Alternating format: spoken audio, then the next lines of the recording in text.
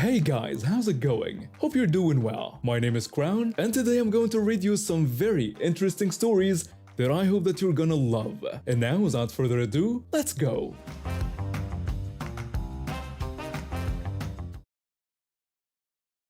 I'm a pretty big guy, 6'3" and about 250 pounds. I work in construction, so I'm used to taking up space and being aware of my surroundings.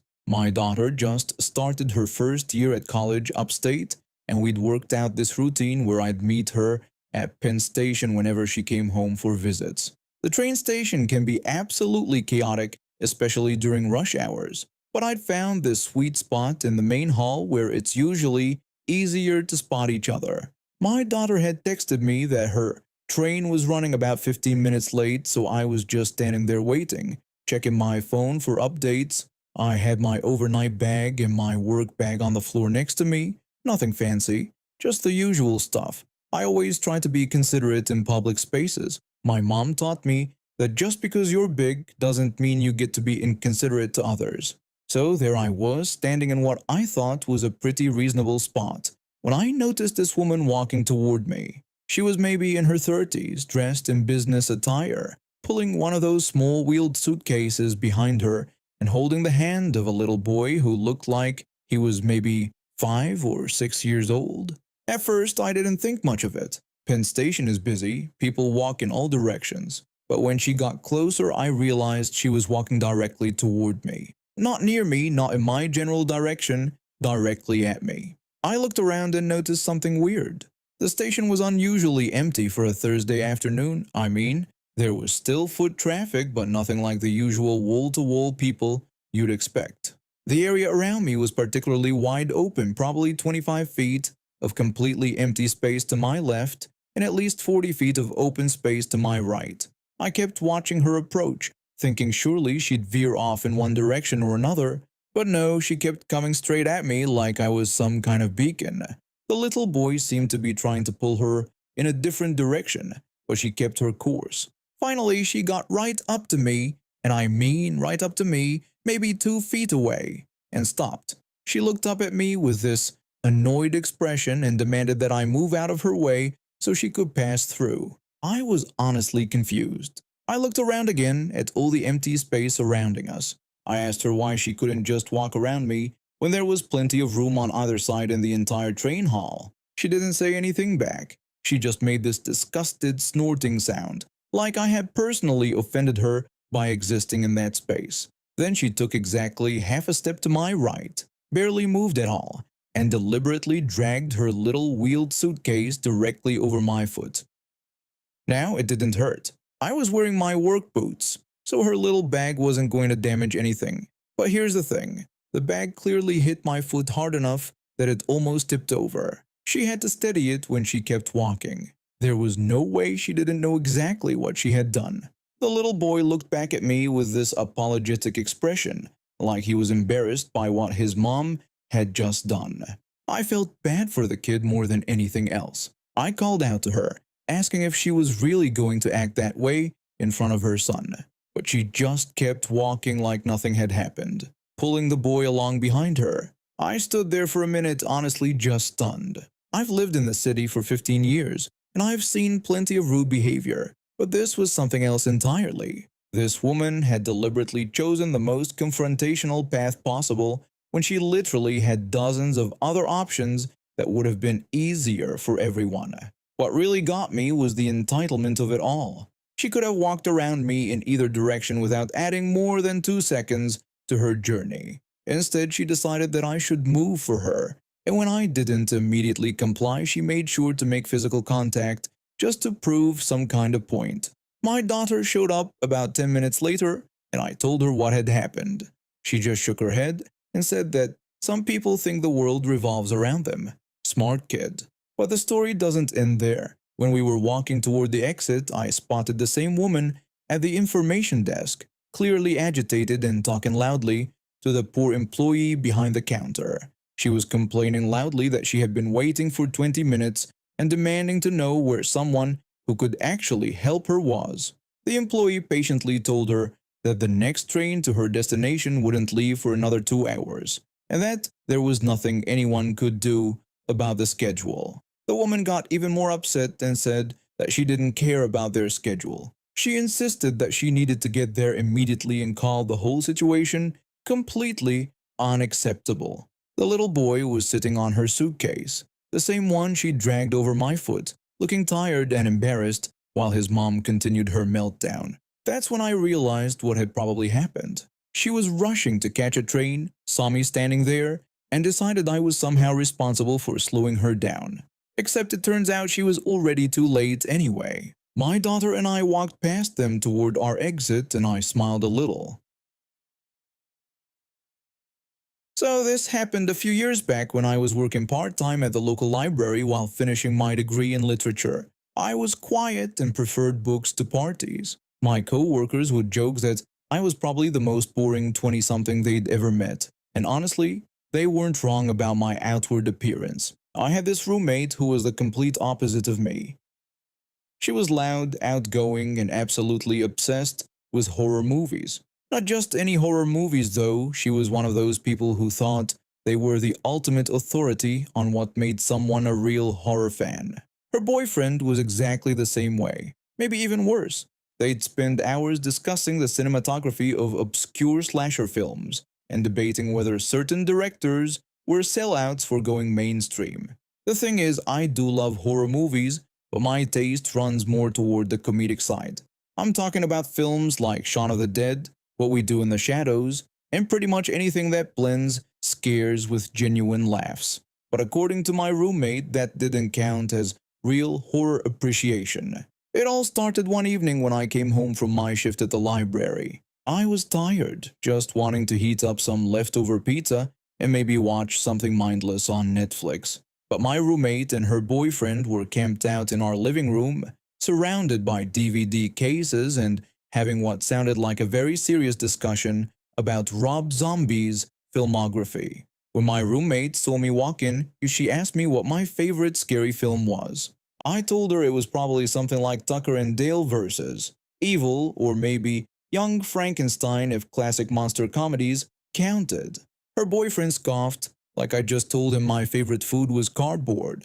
He dismissed my choices completely, saying those weren't real horror movies, but just comedies that happened to have horror elements. Then he started grilling me about actual scary films, asking if I'd seen House of 1000 Corpses. When I admitted I hadn't gotten around to that one yet, they both looked at me like I was some kind of fraud. My roommate rattled off more titles: The Devil's Rejects, Halloween, specifically the director's cut of Rob Zombie's Halloween remake. I told them I'd seen the original Halloween but not the Rob Zombie version.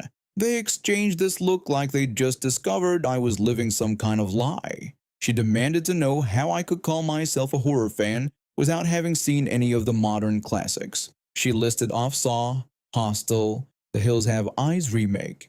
I mentioned that I'd seen the first Saw movie and thought it was okay. Her boyfriend looked personally offended and told me that movie had revolutionized torture horror, clearly implying I didn't understand what made horror truly effective. My roommate agreed with him, saying that if I couldn't appreciate the artistry in films like House of 1000 Corpses, then I wasn't really a horror fan at all. According to her, I was just someone who watched scary movies occasionally. This interrogation went on for another 20 minutes. They kept naming increasingly obscure and grotesque films, acting shocked when I hadn't seen them, and basically treating me like I was some sort of poser.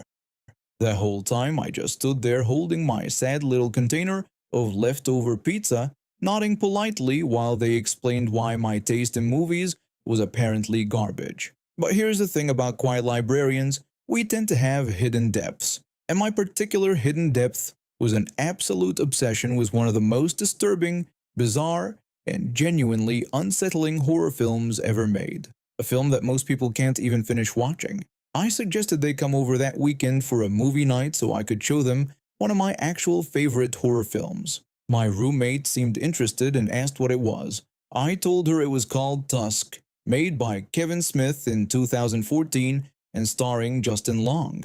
Her boyfriend seemed confused, asking what kind of horror movie the guy who made Clerks could possibly create. I just smiled and told him he'd see. That weekend, my boyfriend at the time came over too, and the four of us settled in for what I promised would be an educational experience. I made popcorn, dimmed the lights, and queued up Tusk with the biggest smile on my face. For those who don't know, Tusk is about a podcaster who gets trapped by a serial killer obsessed with walruses. And without spoiling too much, let's just say the villain has very specific plans for transforming his victim into something different. The movie started innocently enough. My roommate and her boyfriend were clearly expecting some lightweight comedy horror hybrid they could easily dismiss. But when the film progressed and things started getting genuinely disturbing, their attitudes began to change. About halfway through, when the true nature of the killer's plan becomes clear, my boyfriend asked what exactly we were watching.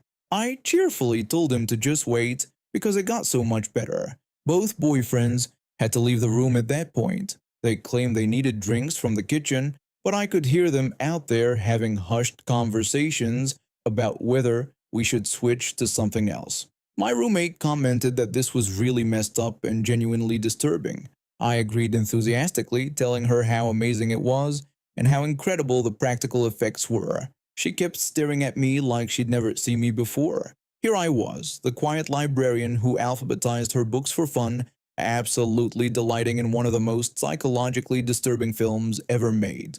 Every time something particularly horrific happened on screen, I'd giggle and offer commentary about the filmmaking techniques or point out foreshadowing they might have missed. By the time we got to the swimming scene, which I won't describe in detail, but trust me, it's nightmare fuel. My roommate literally ran to the bathroom and threw up. I could hear her retching while I cheerfully paused the movie and refreshed everyone's drinks. When she came back, she asked how I could just sit there eating popcorn during such disturbing scenes.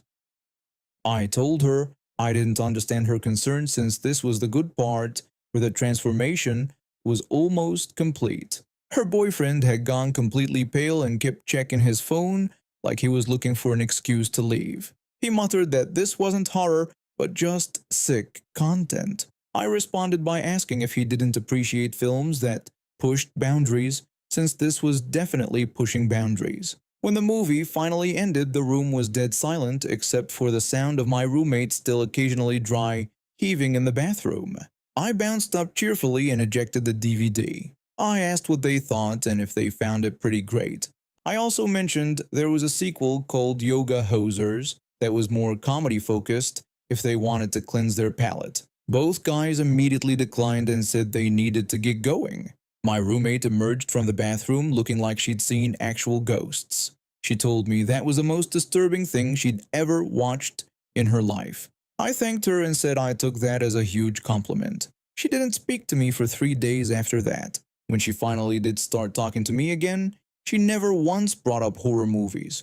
No more quizzing me on directors, no more lectures about what constituted real horror, no more condescending explanations about why my taste was inferior. The funny part is, my boyfriend at the time, who's now my husband, still refuses to rewatch Tusk with me. He says once was enough for several lifetimes. So, in a way, my love for that beautifully twisted film came back to bite me too.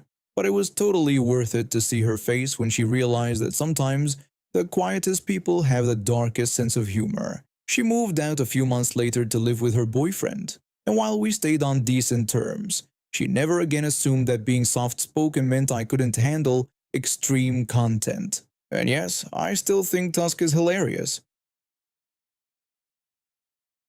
Being 6'3" and weighing about 250 pounds, I'm used to people giving me space, but I'm pretty quiet and keep to myself. I was going through a particularly busy period with 3 major projects due this week, so I've been practically living out of coffee shops with my laptop, tablet, and a bag full of design materials.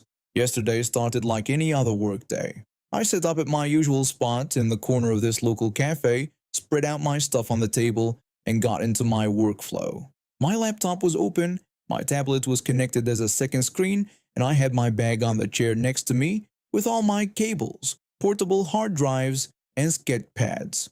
I'd been there for about 3 hours when I needed to use the bathroom. I packed everything up carefully, shouldered my bag, and carried my laptop with me. Call it paranoia, but in my line of work, losing any of this equipment would be devastating. When I came back from the bathroom, there was this woman sitting at my table. She was maybe in her 40s, wearing expensive looking clothes, and had this smug expression on her face. I politely told her that was my table. She claimed she didn't think so and said she'd been sitting there for 20 minutes. I explained that I had just gone to the bathroom and pointed out that my coffee cup was still there. She looked at the half-empty coffee cup like it was offensive and dismissed it as something someone probably left from earlier. She declared that it was her table now. I wasn't in the mood to argue over a table, so I just shrugged and looked for another spot. But then she noticed my laptop bag. She told me I could leave the bag there because it was hers. I stopped dead in my tracks and asked what she had just said. She repeated that the laptop bag belonged to her and claimed someone had stolen it from her car last week. She accused me of having her stolen bag. I stared at her. My bag was a custom messenger bag I'd bought 2 years ago for work. It had my initials embossed on the leather and was filled with thousands of dollars worth of my equipment. I told her the bag was mine and these were my things. She called me a liar and said she could prove it was hers. She stood up and actually reached for my bag. I pulled it back and told her not to touch my stuff. She demanded I give her the bag right away or she would call the police. I told her to go ahead and call them because these were my things and I could prove it. But she didn't call the police right away. Instead, she lunged forward and tried to grab my laptop bag from my shoulder. I stepped back, but she was persistent. She kept yelling that I should give it to her and that I was stealing. She came at me again, this time trying to yank the bag off my shoulder with both hands. The strap was digging into my neck and I could feel my laptop sliding around inside. I put my hand on her shoulder and gave her a push backward to get her away from me. I told her to stop trying to take my things. She stumbled back a few steps but didn't fall. The whole cafe was staring now, but instead of backing down, she got even more aggressive. She screamed about how I had dared to put my hands on her and accused me of assault. She came at me again, this time clawing at the bag and trying to pull it off me. I could hear my tablet banging against my hard drives inside. All my work, my client files, everything was in there. I pushed her away again, this time a little harder, and she went down onto the floor. The cafe was dead silent except for her shrieking. She yelled that I had attacked her and stolen her bag. She demanded someone call 911.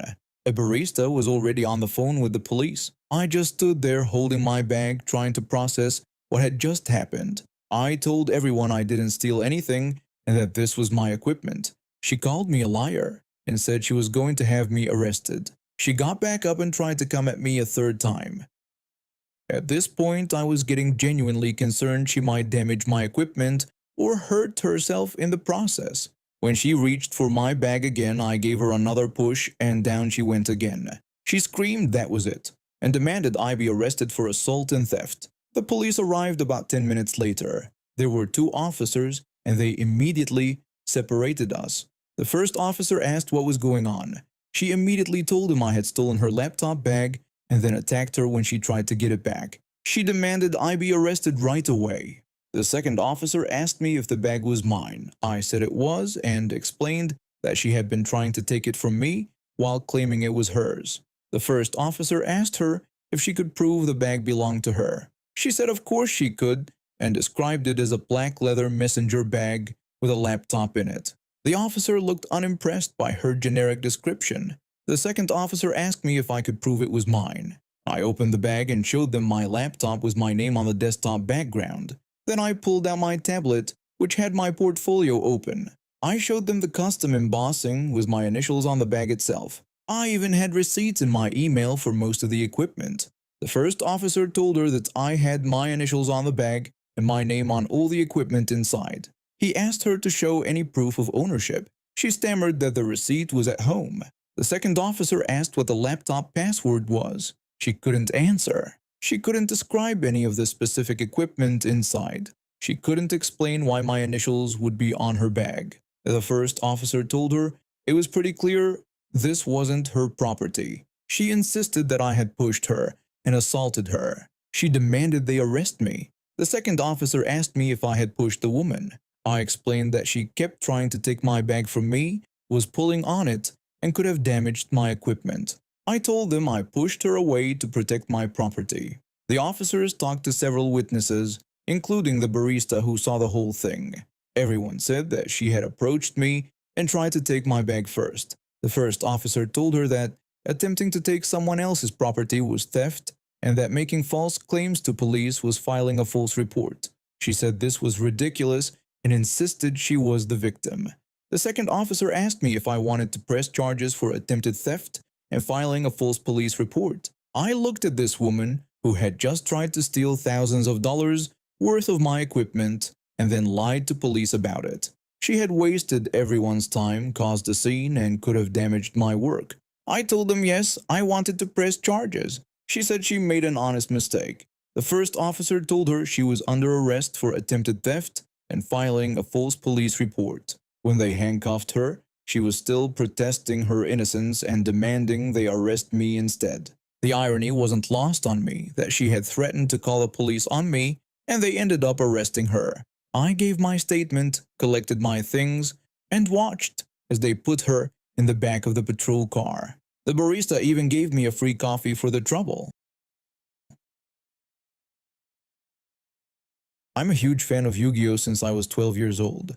Started with the anime on Saturday mornings, then got into the card game when some friends at school showed me how to play. Now at 28, I still collect cards and keep up with new releases. My friends think I'm a bit childish for it, but I don't care. The show and game mean a lot to me. When I heard about the Hello Kitty and Yu-Gi-Oh crossover toys coming to McDonald's in the UK last year, I was genuinely excited.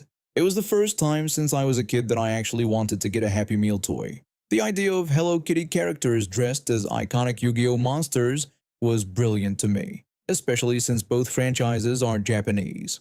I had just finished a long shift at the warehouse where I work. My back was killing me from lifting boxes all day, and I was starving. Decided to grab some food from McDonald's on my way home since it was right by the bus stop. After ordering my usual Big Mac meal, I remembered the toys and asked the cashier about them. The teenager behind the counter told me that I could actually buy the toys separately without getting a Happy Meal. Perfect! I asked to see what they had available, and she showed me a small display case with different Hello Kitty characters dressed as Yu-Gi-Oh monsters. There was one dressed as Blue Eyes White Dragon, another as Red Eyes Black Dragon, and then I saw it. Hello Kitty dressed as Dark Magician Girl. Dark Magician Girl has always been one of my favorite cards from the series. The design is iconic, and she's been part of the game since I started playing. Seeing Hello Kitty in that outfit was adorable and nostalgic at the same time. I bought it without hesitation for £3 and carefully tucked it into my rucksack before heading to the bus stop. I was standing there checking my phone for the bus times when this woman came storming up to me. She looked to be in her 30s, blonde hair tied back in a messy bun, wearing a tracksuit that had seen better days. Her face was red and she was breathing heavily, like she'd been running. She immediately accused me of buying the last toy, sounding angry about it. I apologized and told her I had no idea it was the last one. I genuinely felt bad. I hadn't realized it was the last one. If she'd been nice about it and explained that her daughter was upset, I probably would have given it to her right there. £3 wasn't worth making a kid cry. But then she got worse. She told me that because of me, her daughter didn't have a toy with her Happy Meal and demanded that I give it to her. The way she said it caught me off guard. Not asked, demanded, like I owed her something. I was confused and asked her to repeat what she'd said. She just kept demanding that I give her the toy. I told her no and reminded her that I had paid for it. That's when her whole demeanor shifted. She got this look on her face like I'd personally insulted her family. She started ranting about how I shouldn't have a toy like that anyway because it was made for little girls, and I was a grown man buying a girl's toy. I could feel other people at the bus stop starting to stare. An elderly couple sharing a bench, a young guy with headphones around his neck, a woman with a baby stroller. They'd all turned to watch what was happening. I felt my cheeks burning with embarrassment, but I tried to stay calm. I apologized again for her daughter not having a toy and defended myself by saying I didn't know it was the last one. She screamed that I should have known and told me her husband was trying to stop her daughter from crying because of me. Then she demanded to know why I had bought it in the first place. I told her that I was a big fan of Yu-Gi-Oh! She had no idea what that was, so I tried to tell her that it was the crossover they were doing and that the Hello Kitty characters were dressed like monsters from the Yu-Gi-Oh! Series. She didn't care at all about my explanation. She yelled that I had robbed her daughter of her toy and threatened to call the police if I didn't give it to her right away. I was done being polite. She'd been nothing but rude and demanding since she walked up to me. I told her to go ahead and call the police because I didn't care. The idea that she thought she could just take something I'd paid for because her daughter was crying was ridiculous. Yeah, it was just a cheap toy, but it was my cheap toy. She actually pulled out her phone and started dialing the emergency number. She was calling the emergency services because someone wouldn't give her a toy. The elderly man on the bench shook his head and said something to his wife. The young guy had taken his headphones off completely and was just staring in disbelief. Even the woman with the baby looked shocked. Just then, I saw my bus coming around the corner. Thank God. I'd never been so happy to see public transportation in my life. When I got on the bus, I could hear her on the phone telling the police that she needed someone there right away because there was a man who had stolen her daughter's toy and was refusing to give it back. I rolled my eyes. Stole? I'd literally paid for it at the register like a normal customer. I tapped my card on the reader and headed straight upstairs to the top deck, far away from the windows. I didn't want to look down and see her still ranting on the phone. When the bus pulled away, I caught a glimpse of her through the back window. She was still on the phone, gesturing wildly with her free hand. The other people at the bus stop had moved away from her and were keeping their distance. I never heard anything about it afterward. No police showed up at my door, no phone calls, nothing. I guess when the officers finally arrived, if they even bothered to respond to such a ridiculous call, they probably figured out pretty quickly what actually happened. I still have the toy on my desk at home. I'm 17 now, but this happened when I was 15. I'm the oldest of 3 kids, and being the oldest in my house came with responsibilities I shouldn't have had to deal with at that age. My dad had been getting worse over the years. What started as yelling and threats had escalated into something much darker. He'd hit us when he got angry, which was pretty much all the time. But the physical stuff wasn't even the worst part. The worst part was how he'd mess with our heads. I remember one night when I was 13, he came home drunk and started screaming at me about something stupid. When I tried to stand up for myself, he completely lost it. He went to his bedroom and came back with a rope. I'll never forget the sound of that chair scraping against the floor when he dragged it under the ceiling fan. He told me I thought I was so smart and asked if I wanted to keep talking back to him. Then he said that, when he was dead, everyone would know it was my fault. I was frozen.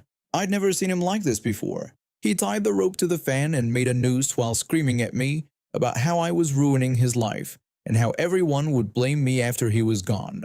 He asked if I thought he was bluffing and if I thought he wouldn't really do it. Then he told me he'd already told everyone that if something happened to him, it would be because of me. He stepped up on the chair and I just stood there crying and begging him to stop. The whole thing probably lasted 10 minutes, but it felt like hours. Eventually, he got down and walked off to his room, but the damage was done. I couldn't sleep for weeks after that. Every time I closed my eyes, I saw that rope hanging there. That wasn't the only incident.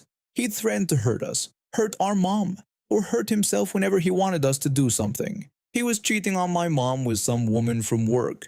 It would take money from our mom's account to spend on his girlfriend. When my mom confronted him about it, he'd just threaten her until she backed down. I tried calling the police once after he hit my younger brother so hard that he had bruises on his back. But when they showed up, they just gave him a warning and told us they needed more evidence. That made everything worse because then he knew I'd called them. He asked me if I thought I was clever for calling the cops on him. Then he told me I had no idea what he was capable of. The threats got worse after that. I started having nightmares every night. I couldn't concentrate at school. I felt like I was going crazy, seeing things that weren't there and jumping at every sound. But I had to keep it together for my younger siblings. They were only 10 and 8, and I could see they were scared too, even if they didn't fully understand what was happening. The breaking point came during my final exams. I was already stressed about school, trying to protect my siblings and dealing with my own mental health issues. My dad came home drunk one night and started his usual routine of threats and intimidation. That's when I decided I'd had enough. His birthday was coming up in a few weeks. Every year we'd have this big family dinner with my grandparents, his parents, his siblings, and all of us. He always acted like the perfect family man in front of his extended family. He'd laugh and joke and play the loving father and husband. It made me sick, but I also realized it was his biggest weakness. He cared more about what his family thought of him than anything else. He was terrified they'd find out who he really was behind closed doors. The night of his birthday dinner, we all went to this nice restaurant downtown. Everyone was there, me, my siblings, my mom, both sets of grandparents, and his two brothers with their families. My dad was in his element, telling stories and making everyone laugh. About halfway through dinner, he excused himself to go to the bathroom. I saw my chance and took it. I casually mentioned that something at dinner reminded me of last week when Dad beat my brother with his belt. The table went quiet. My uncle looked confused and asked me what I had just said. I acted surprised and asked if Dad hadn't told them about it. Then I explained that he did that pretty regularly. I also mentioned that last month he had threatened to kill himself with a rope if we didn't give him money for his girlfriend. My grandmother's face went white and she asked what girlfriend I was talking about. I told them about the woman he'd been cheating on Mom with for the past 2 years. I explained how he took money from Mom's account to buy her things and sometimes threatened to hurt us if we didn't help him cover for it. My grandfather started to say something, but I kept going. I had maybe 5 minutes before my dad came back, and I wasn't wasting them.